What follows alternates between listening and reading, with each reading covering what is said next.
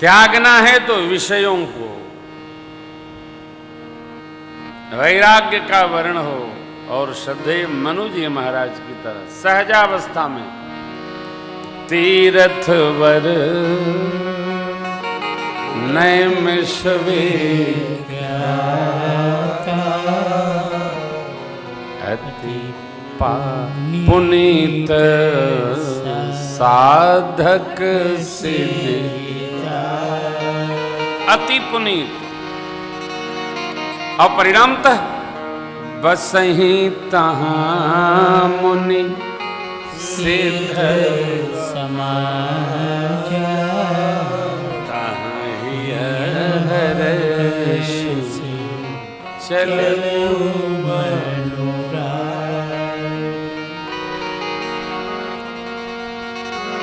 बरबस राज दिए, परंतु भजन करने, तप करने, जप करने, स्मरण करने कैसे जा रहे हैं? अतो ही हर्षी जा रहे हैं, हृदय में प्रफुल्लित प्रसन्न होकर श्री मनु जी महाराज जा रहे हैं। इसलिए उनका जाना कैसा लग रहा है? पंथ जात सोहई मति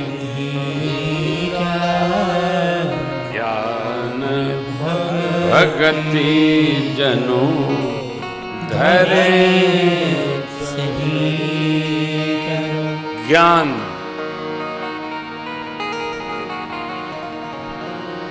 पुरुष ज्ञान स्वरूप है। माताओं के हृदय में ममता बहुत होती है। माताएं ममता पूर्वक परिवार में बेटा बेटी बहू भतीज फला ढिमका सबकी सेवा करती हैं, इसलिए ममता उनसे छूटती नहीं है।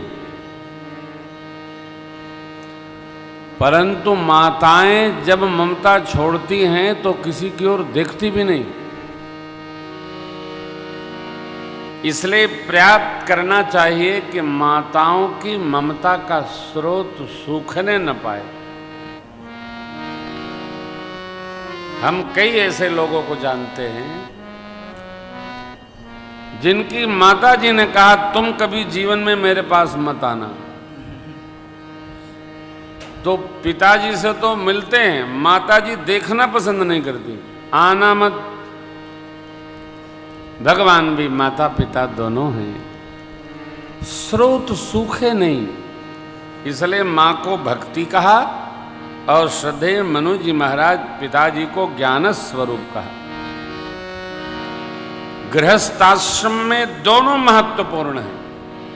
ये न जाने कहां से छोटा बड़ा आ गया, ये पहले नहीं था। विचार चिंतन भी नहीं होता था, ये भी है दो इकाई है, नहीं है, माता पिता एक इकाई है। माँ है वही पिता है, जो पिता है वही माँ है, दो इकाई है ही नहीं, दोनों एक है। इसलिए चले ज्ञान भगति धरे,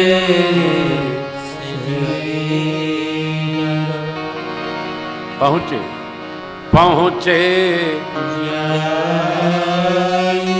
धेनु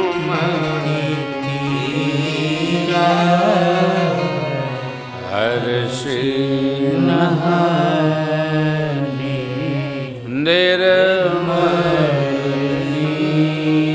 गोमती के पावन तीर कौन? महाराज और महारानी स्नान किए, जो श्रम था वो समाप्त हुआ। स्नान क्यों करना? तो श्रमित शरीर सहज हो जाता है, यात्रा की थकान समाप्त हो जाती है, इसलिए स्नान करना चाहिए। भजन करने से भगवान के चरणों में हमारी उपस्थिति हो जाती है, इसलिए भजन करना ही चाहिए। भोग पाने से आत्मभाव संतुष्ट होता है, इसलिए भगवत प्रसाद पाना ही चाहिए।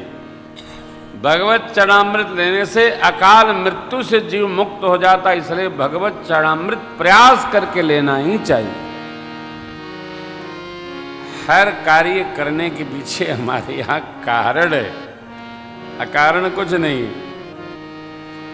मनु जी शत्रुपा जी आ गए, ऐसी खबर मिली है सिद्ध मुनिजनों को। कौन आए? सृष्टि के आदि पिता माता मनु शत्रुपा जी कहां से आए? इस पर अनेक मत है। कई लोग कहते हैं ब्रह्मावर क्षेत्र में मनु जी महाराज का राज था। बहुधा मान्यता है कि श्री अयोध्या जी में ही उनका राज सिंहासन था।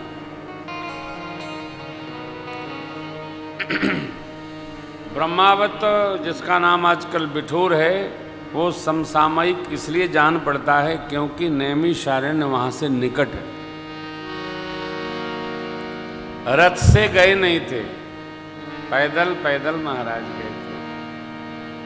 त्याग करने के बाद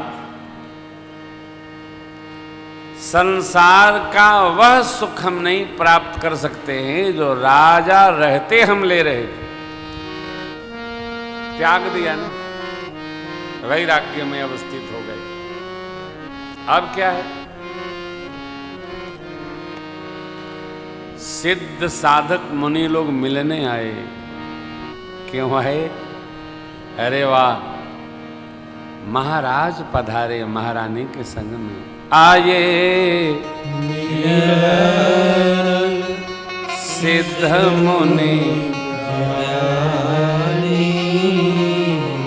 धर्म धुरंधर नृप नृप माने राजा, ऋषि माने तपस्वी।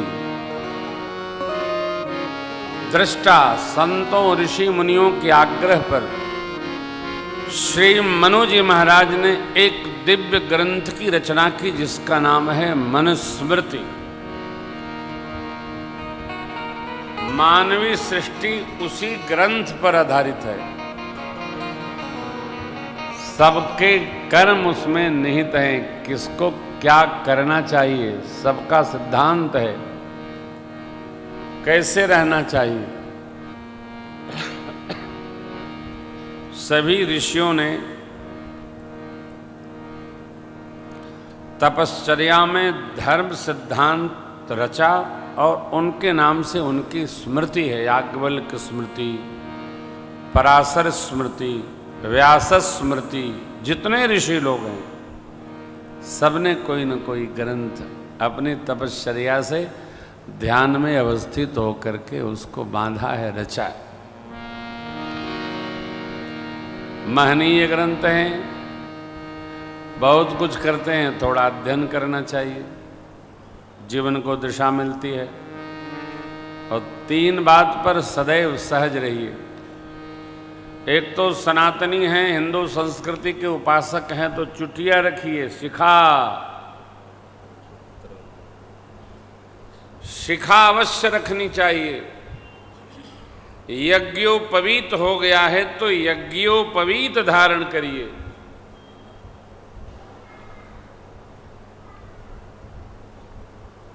तीसरा, बन सके संध्योपासना करिए, बड़ी कृपा होगी। नहीं तो भगवत पूजन तो अवश्य करना ही चाहिए सबको। और भगवान की पूजा, भगवान का स्मरण, देवताओं की पूजा, देवताओं का स्मरण। चाहे जैसा नहीं, लाल पीला हरा लाया हूं जी मैं, गुब्बारे ले लो, 2 आने में 4 मिलेंगे, 4 आने में 8 मिलेंगे,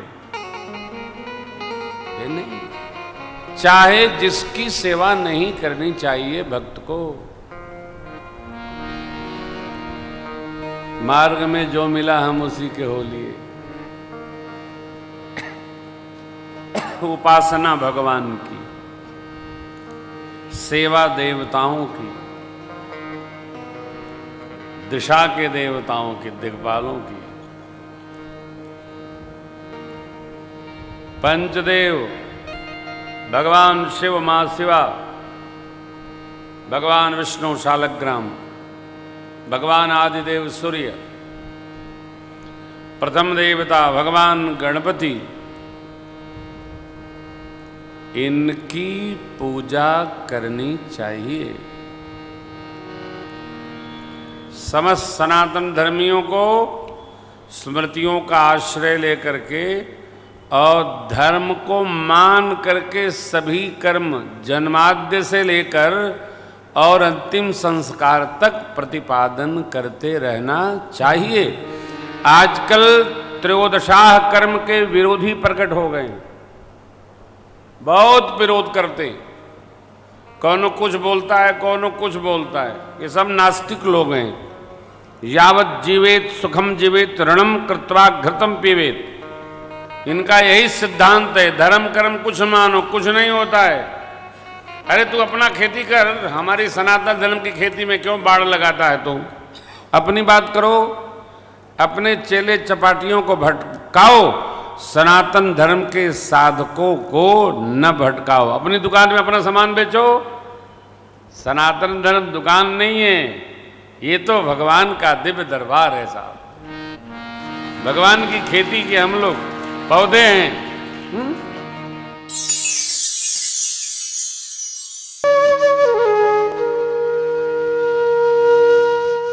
इसी तरह सुनते रहिए। चैनल को सब्सक्राइब करिए, बेल आइकन को दबा दीजिए और पुण्य अर्जन के लिए अपनों में शेयर करिए।